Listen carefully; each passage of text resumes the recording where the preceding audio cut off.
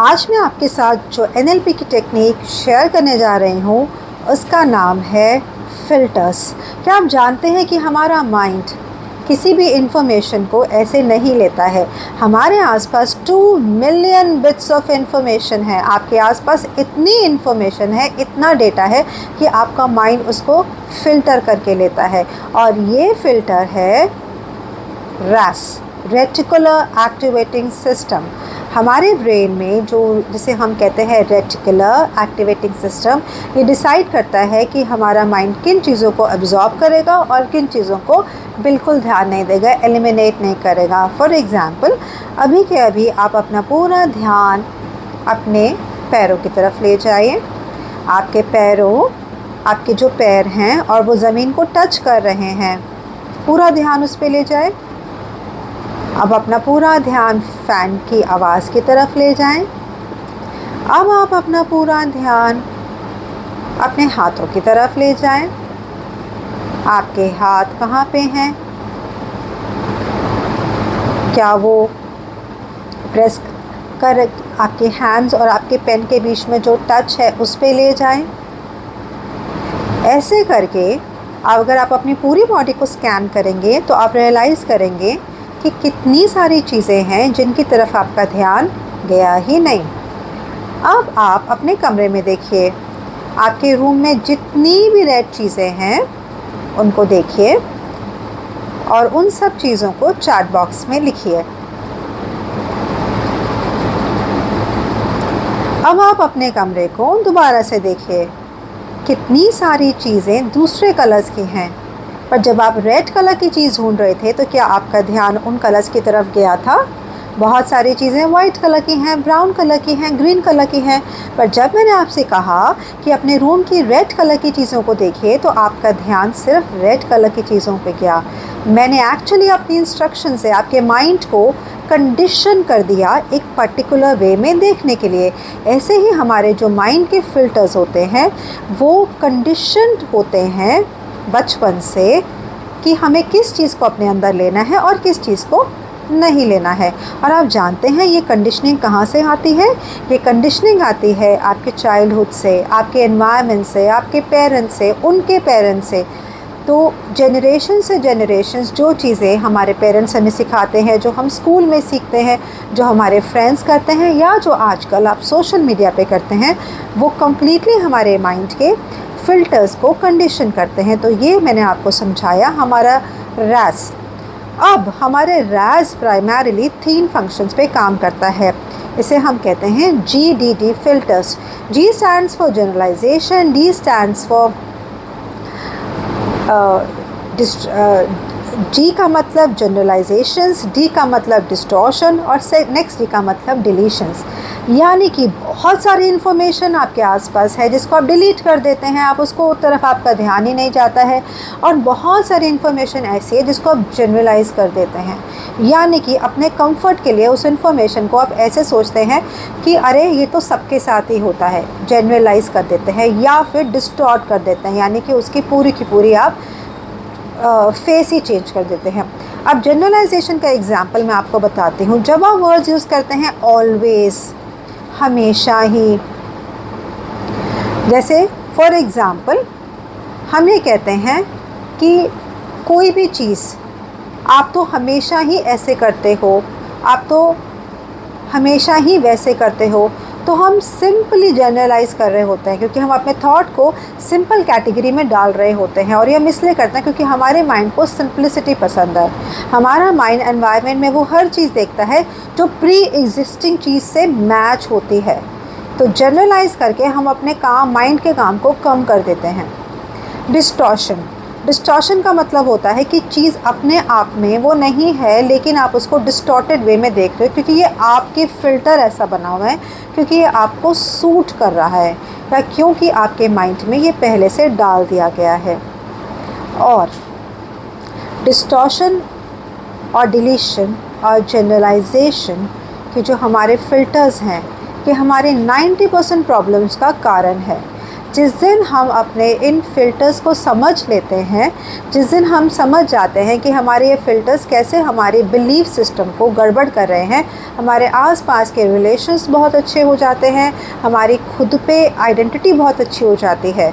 मैं एक बहुत इंटरेस्टिंग एग्जांपल देके आपको समझाना चाहती हूँ। जब भी आपकी कोई तारीफ़ करता है तो वो बहुत जल्दी आप डिलीट कर देते हो, लेकिन अगर कोई आपकी बुराई करता है, आपकी कमी निकालता है, तो उसको आप ज़िंदगी भर याद रखते हो। ये कौन सा फ़िल्टर है? डिस्टॉर्शन।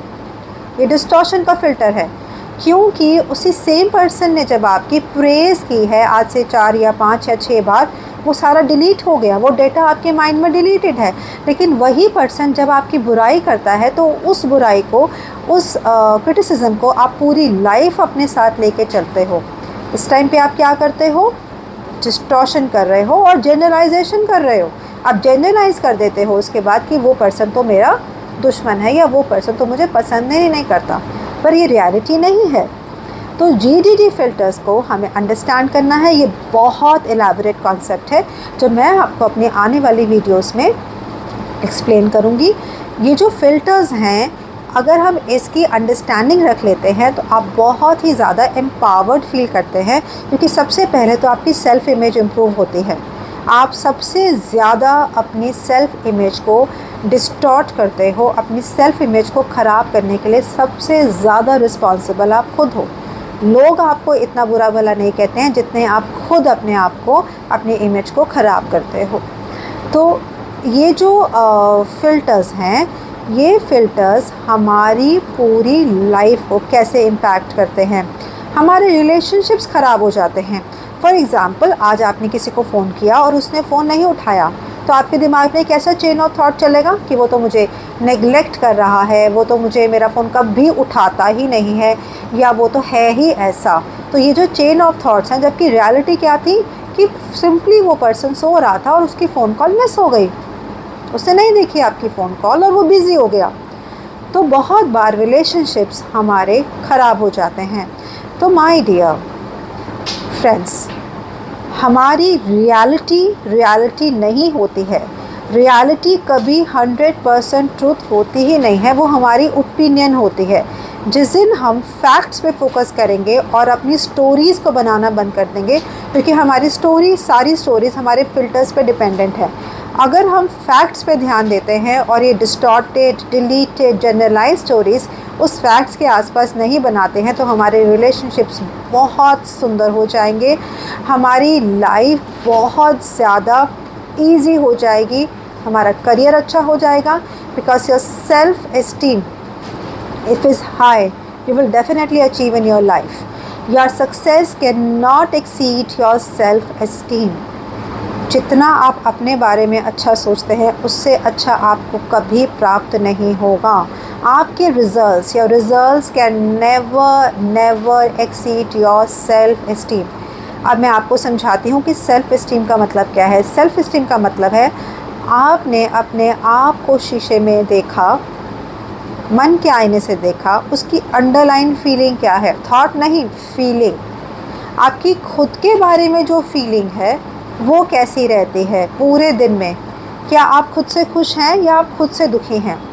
एक्चुअली जब आप किसी काम को कमिट करने की कोशिश करते हैं और आप उस काम को पूरा नहीं करते हैं, एवरी टाइम आप अपनी सेल्फ एस्टीम को खुद कम कर देते हैं। Because self esteem is how good do you feel about your own self, how reliable और trustworthy are you in your own eyes. आप सुबह से शाम तक अगर खुद से कमिट कर रहे हैं कि मैं ये काम करूँगी, मैं वो काम करूँगी, मैं ये काम करूँगी, लेकिन आप उस कमिटमेंट को पूरा नहीं करते हैं, तो आप एवरी टाइम अपनी सेल्फ एस्टीम को लो कर रहे हैं।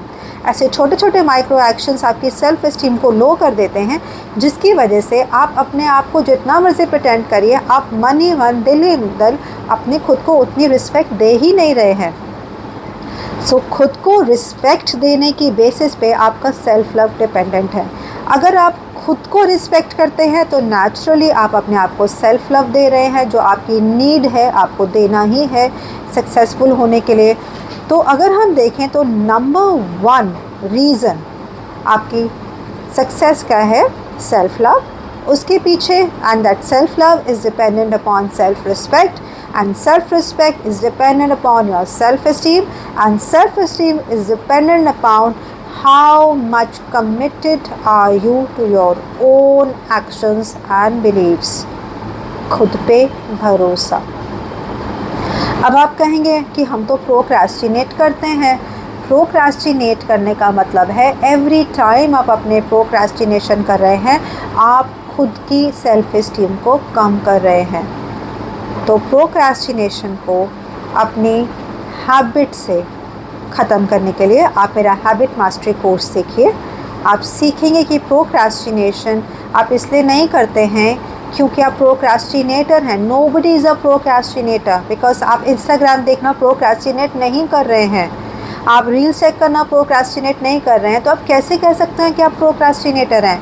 आप सिर्फ उसी चीज़ को अवॉइड करते हैं जो आपको पसंद नहीं है।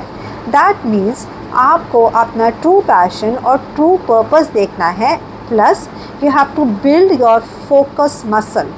फोकस बॉडी की उन मसल्स की तरह है, जैसे जिम जाकर हम अपनी बॉडी की मसल्स को बनाते हैं, एग्जैक्टली ऐसे ही हर रोज़ छोटे छोटे एक्शंस लेके, माइक्रो एक्शंस लेके हम अपनी फोकस मसल्स को बढ़ाते हैं और एक दिन हमारा फोकस इतना अच्छा हो जाता है कि हमारे सामने कितनी अच्छी से अच्छी चीज़ें आ जाए, हम डिस्ट्रैक्ट नहीं होते हैं। तो आपको अपनी फोकस मसल को बिल्ड करना है और फोकस की मसल को बिल्ड करते ही जैसे ही आप अपनी क्लैरिटी लेके अपना ट्रू पाथ ढूंढेंगे, आप नेचुरली अपनी सेल्फ इस्टीम को एवरीडे एक्शंस के साथ हाई करते जाएंगे। और जैसे जैसे आप उसको हाई करते जाते हैं वैसे वैसे आपके सक्सेस बढ़ते जाते हैं।